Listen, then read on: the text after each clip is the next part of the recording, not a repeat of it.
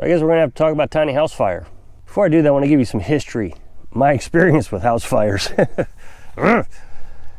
First of all, when I was a kid, I was on the volunteer fire department for Herculaneum, Missouri. I was a junior firefighter. I didn't really get to, hold the hoses or anything. It was more of a training thing for us. We cleaned up the trucks, we carried the equipment. If there was a brush fire, of course, we got to put those out. It was a good learning experience. I think the first experience I had with a fire, I was asleep, 2 a.m., and Dad yells, "There's a fire!" His curtain in his bedroom was completely on fire. We're running in, getting water to put it out. I think a candle had caught fire. You just react. And then I was in the military. I was on a submarine. And if you ever watch submarine videos, they always show the fire trainer in Groton, Connecticut submarine training base. They put you in what looks like a submarine, the hull of a submarine, and then they just blast it on fire. And you have to put it out. Of course, you feel the heat just coming at you. And then the entire time you're on a submarine, every day it seemed like you're training to put out fires, just constantly. I guess you could say I'm some sort of expert in fire management. I'm not really a firefighter, but I've done a lot with firefighting.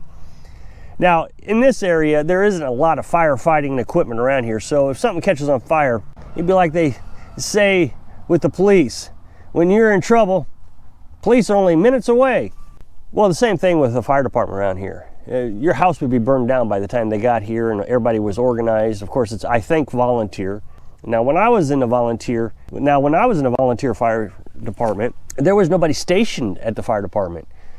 So everybody would have to drive to the fire station. Of course, I had a bicycle on 10-speed.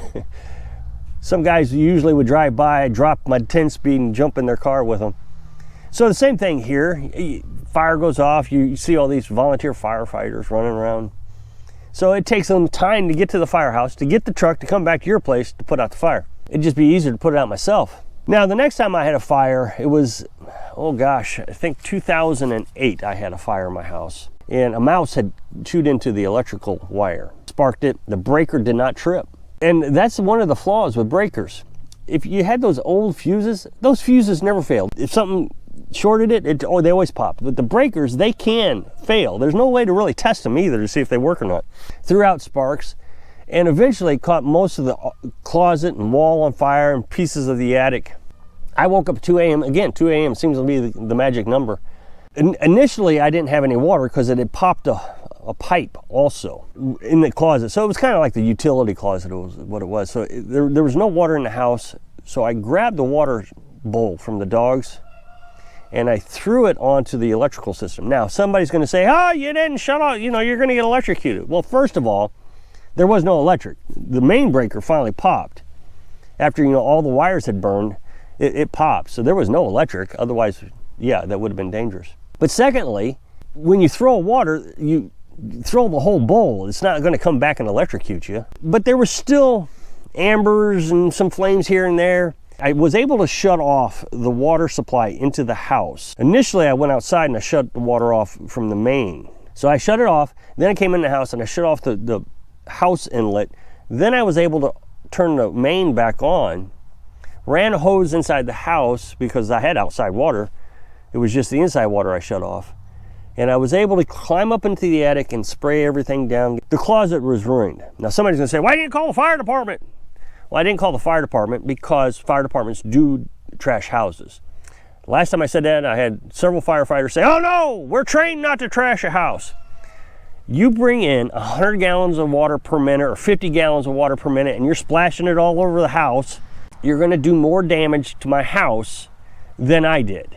First of all, you got those boots on that have been inside burning buildings, so you're gonna mess up the carpets and you're gonna drag in hoses and they're gonna leak, and yes, they do damage houses. The way I did it, I only damaged what was already damaged. Well, of course, my wife is screaming at me, "You want me to call the fire department? You want me to call the fire department?" That was my ex-wife, the wife at the time.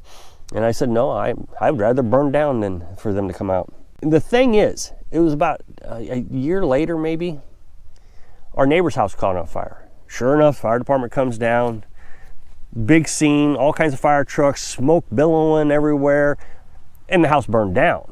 The problem they were having was they couldn't get any fire hydrants. They weren't working in the area, so they had to run all the way back to the next town, which was 15 miles away, get more water, come back. Well, then the next fire I experienced was a pop-up camper.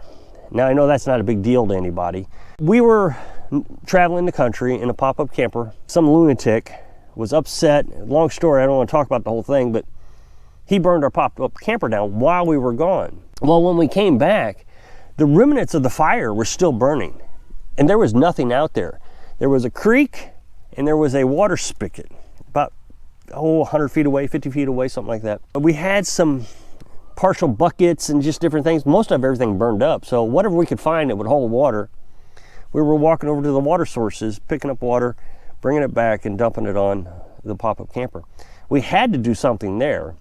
The forest could have caught on fire. I'm actually surprised it didn't. Now, we talk about the tiny house. And I've said in the past that if my tiny house catches on fire, I'm not calling the fire department. I am self-sufficient, and I'm going to take care of it myself. Now, obviously, if I'm not home and somebody calls the fire department, there's nothing I can do about that. But I'm not going to call the fire department. Now, people have told me, you have to call the fire department. Your house burns down, and then it catches the forest on fire, and it's going to burn everybody else's houses down, and you're being irresponsible. No, I've just explained that the two houses in town that caught on fire while I lived in town, the one that the fire department put out burned all the way down, and the one that I didn't get the fire department to come out was completely intact except for the utility closet, which I was able to repair for $500. So you can do things to your house to preserve it from burning down. First of all, you got to have a fire extinguisher. I have a fire extinguisher in the house and in the truck. Now they make these explosive balls. I think I'm going to get some. That if fire hits it, it just blows up, puts the fire out. It's like a fire suppression. So you can put that over the wood stove. Wherever else, maybe outside, Carolyn cooks outside on the porch. That could catch on fire. I don't think it would catch the house on fire because we have that metal siding. I think I could get to it fast enough. But that's probably the most dangerous thing we have is those propane tanks. Then I have the well, and I have 250 gallons of water in the water tank that I can get into the house relatively quickly. The water tank kick on, we're putting the fire out. Remember, we live in a tiny house. So the water tank's going to produce a significant amount of water in the house. And then I have the well, get that going, get a hose in the house. So now I have two sources of water coming into the house. Now, if I can't get to the fire extinguisher in the house, I have another fire extinguisher in the truck. Now, obviously, the one in the truck is for truck fires. If something happened to the truck, it's in the glove box. Or if I come across a vehicle that's on fire, I can put out the fire, hopefully. But I can also run out here, grab the fire extinguisher, go back in the house and put it out. You know, when people talk about prepping and being self-sufficient, they're talking about defense and how you got to ward off the hordes of people that are going to come around. But these are some of the things that you need to think about as well. How are you going to put out a house fire? If you have a house fire and there's no fire department, you got to figure that out yourself. So it's best to kind of prepare ahead of time. Yesterday, I was talking about how the government wants to ban gas stoves. And in previous videos, I've talked about how the government wants to ban wood stoves. They're well on their way to banning wood stoves. It's just a matter of time before they're all gone. And of course, people are saying, well, I'll just make my own. And that's fine, you can make your own. And you can put it in your house. But eventually, the government is going to say to the insurance companies, hey, if you ban wood stoves in homes, to the insurance company, we'll give you a tax break. And then eventually, they're going to say, hey, if you ban gas stoves in homes, we'll give you a tax break. Most insurance companies won't let you have a wood stove now, it's my understanding. I don't know. So you have a $500,000 home that you can't insure because you just put a wood stove in it. And to make matters worse, you put a homemade wood stove in it. Now, I don't have this problem because I'm self-insured. Now, I could not insure a $500,000 home, but I can insure a $5,000 home, which is what I have. So if my house catches on fire, burns completely to the ground, and we cannot recover anything from it, I can start over. I don't know, I'd probably go out and buy a small camper, park it on the property, and I'd probably start building another tiny house. I'm not really looking forward to building a house again. I burned myself out the first time. So I'm not really interested in doing it again, but if I had to, I might. On the other hand, I could go to Home Depot and pick up a shed for about $5,000, about the same size. And I could put it on the trailer frame. That's what's really interesting, is if the trailer frame survives the fire, or I can go out and get another trailer frame, either way, put it on the trailer frame, then nobody is going to bother me. Now in this area, I'm allowed to live in a little shed. There's one in a trailer park not too far from here, and then there's another one, probably 6 miles away, that people live in these sheds. Now they're not very well constructed, and they do cost $5,000, which is the same price as my house. My house is built a little bit more solid. It's a matter of time before they figure out a way to take everything away that we enjoy. If you live in the cities and you live in a big house and you want a gas stove, first thing they're going to do is they're going to ban you from being able to buy a gas stove. Well, of course, we have the grandfather clause here in the United States. So if you already have a gas stove, they can't take it away from you, or a wood stove. They can't take it away from you. But eventually those wear out. A wood stove, I think, has only got a 20-year lifespan on it, 10-year lifespan. I don't remember what it is. But they don't guarantee them forever. So you're in the middle of the city.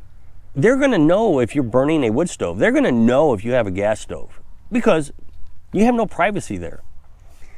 Governments are going to really focus on those areas. Whereas if you come out to the country like we've done, there's less resources. Everything's more expanded. So it would take more resources to identify who's got what. I mean, you think about it.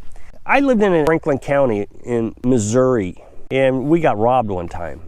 And a police officer came out, and I don't remember what the conversation was, but somehow or another, he said, we have to patrol 3,000 square miles. I think that's what he said. Don't quote me.